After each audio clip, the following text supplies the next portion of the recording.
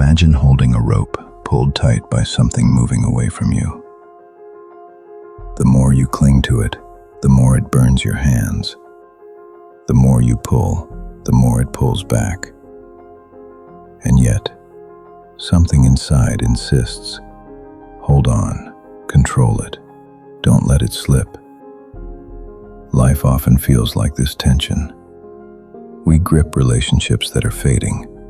We cling to expectations that no longer fit who we are. We hold on to the past as if keeping it alive will protect us from uncertainty.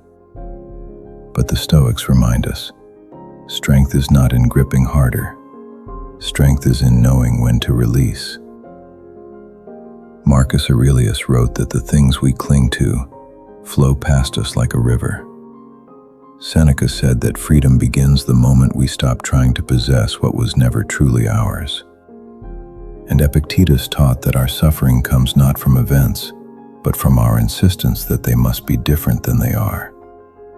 This is the art of letting go, not through weakness, not through surrender, but through wisdom. We spend years believing that control equals safety. We try to control people's opinions. We try to control every outcome. We try to control how the world sees us. And when these things slip through our fingers, we feel as if we've failed. But control was never real. It was only the illusion of security. Epictetus gave us a simple division that can transform a life. There are things within your control, your thoughts, actions, and responses, and there are things outside your control, everything else. Yet most of our emotional exhaustion comes from fighting battles in that second category, trying to make someone stay, trying to force a career path, trying to recreate a moment that has already passed. The more tightly we grip, the more we discover that life moves according to its own nature, not ours. Letting go is not abandoning responsibility. It is abandoning illusion. Sometimes the most painful form of control is holding on to someone who has already walked ahead or walked away. We replay conversations. We imagine different endings. We grip the rope of attachment long after the connection is faded. But the Stoics remind us of impermanence. Marcus Aurelius wrote, "When something comes to you, accept it. When it leaves, let it go." Consider a modern example. You meet someone who brings joy, meaning, and connection into your life. For a time, your paths align naturally. But slowly, distance appears. Priorities change. The conversations shorten. Your intuition whispers that the chapter is ending. Most people resist this. They negotiate with fate.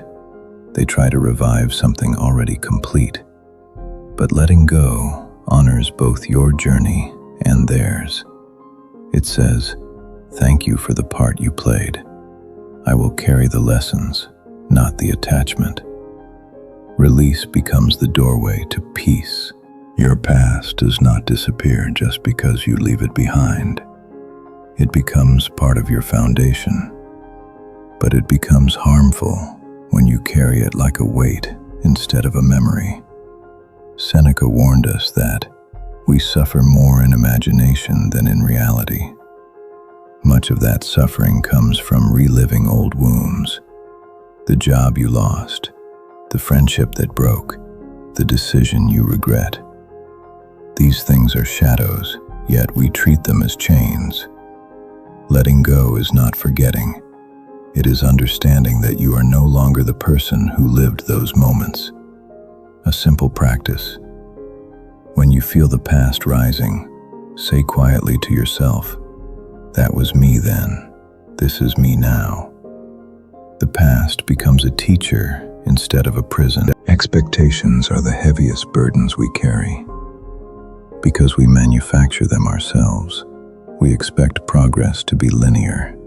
We expect people to understand us. We expect success to follow our timeline. We expect life to reward effort immediately. And when it doesn't, frustration grows. Stoicism teaches a different approach. Aim high, work hard, release the outcome.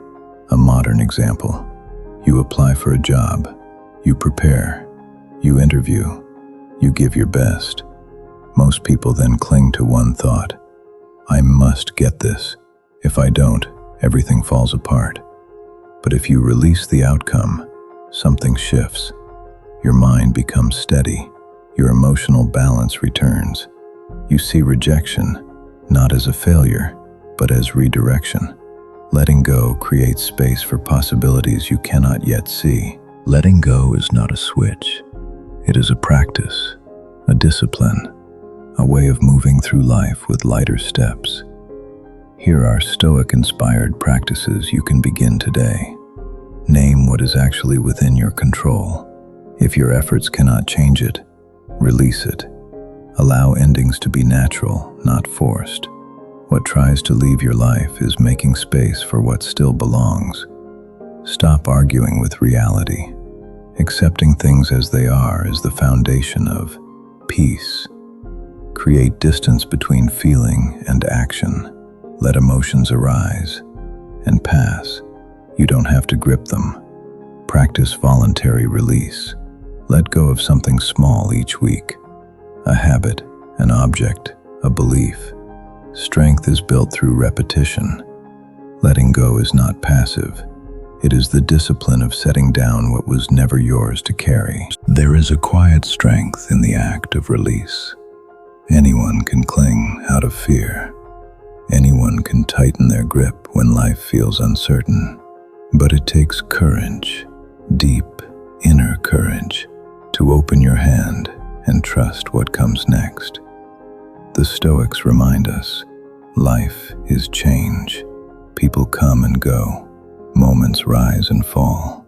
Nothing is owed to us, and yet everything is given to us to be experienced fully, then released. Letting go is not losing.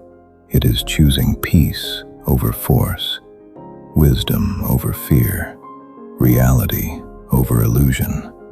And when you master this art, you discover a new kind of freedom, the freedom to move through the world unburdened, steady, present, and unafraid of change. This is the strength the Stoics spoke of. This is the quiet power of release. This is the art of letting go.